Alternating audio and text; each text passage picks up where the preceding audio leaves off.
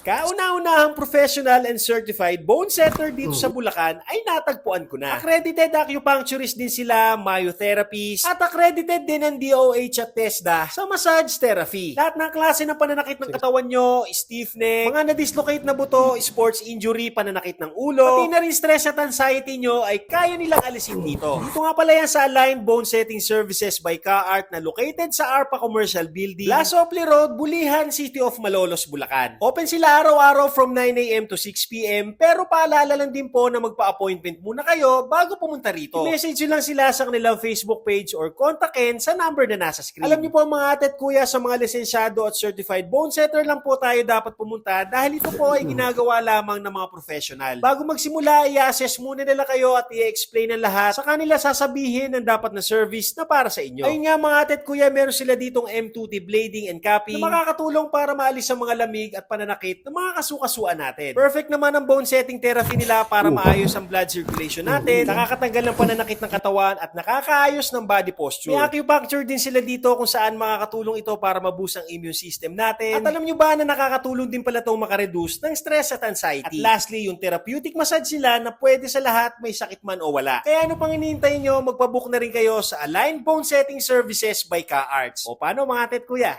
Tara!